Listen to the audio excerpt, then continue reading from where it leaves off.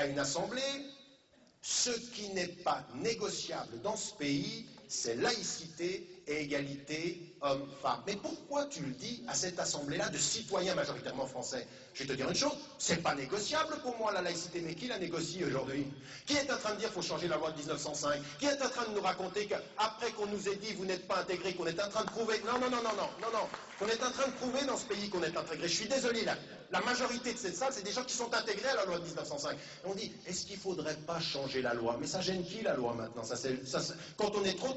Alors, pendant des années, on nous dit on ne changera pas la loi, intégrez-vous. Maintenant qu'on est intégré, on dit on change la loi. Ça ne va pas ou quoi? Donc, je veux dire, à partir d'un certain moment, je suis désolé. Aujourd'hui, la laïcité n'est pas négociable. Dites-le avec nous. Dites-le que dans ce pays, il faut appliquer la loi de 1905 comme elle est, égalitairement pour tous les citoyens. Parce que le problème, c'est que la loi dans ce pays, elle n'est pas appliquée de la même façon à tous les citoyens. Elle n'est pas la même pour un citoyen juif, pour un citoyen chrétien ou un citoyen musulman. C'est ça la réalité. Donc, non. Oui, non, bien sûr. Deuxième élément, l'égalité homme-femme. Je veux dire, à partir d'un certain moment, il y a un musulman qui dit non, nous on est pour la discrimination des hommes et des femmes. Il y a un certain nombre de principes. Alors de deux choses l'une, soit on pense que l'islam est intrinsèquement, c'est-à-dire contre les femmes, soit on comprend aujourd'hui qu'il y a des femmes dans ce pays, elles sont éduquées, elles sont formées ici, elles sont françaises, de confession musulmane. Elles peuvent porter le foulard ou ne le portent pas. Elles sont contre Nike, elles ne vont pas à McDonald's, elles se refusent qu'on marchandise leur corps, et quand on les regarde peut-être avec leur foulard, on dit « mais vous êtes soumises quand même ». Mais qui décide du modèle de liberté des femmes dans ce pays? Je suis désolé, moi je vois des femmes qui peuvent porter le foulard ou non, qui sont 3 fois plus libérées en matière de rapport à la marchandisation, de rapport à la représentation féminine. Il faut aussi l'entendre ça. Mais ça ne veut pas dire qu'il faille baisser pavillon en face d'un autre type de discours qui, au nom de l'islam, on accepte que des femmes soient contraintes à porter le foulard, on est contre. Qu'au nom de l'islam, il y ait des personnes qui soient contraintes au mariage, on est contre.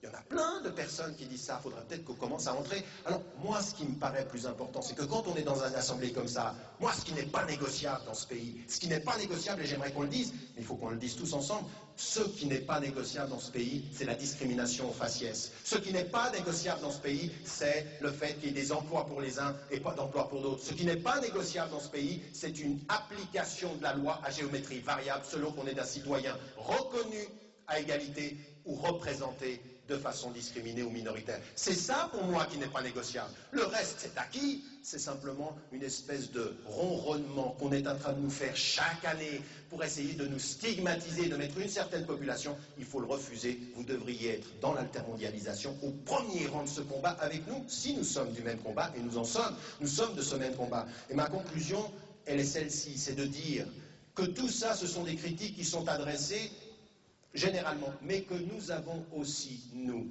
citoyens, d'origine immigrée, comme on dit, ou des citoyens français aujourd'hui de confession musulmane, il y a un vrai problème. Et moi, j'en cite 4, je mets simplement les points. Il y a un vrai problème. Et je suis désolé, on a aussi ce qu'on mérite. C'est qu'à partir d'un certain moment, il y a une véritable acceptation de la victimisation. Il y a une acceptation de la victimisation. On ne nous aime pas.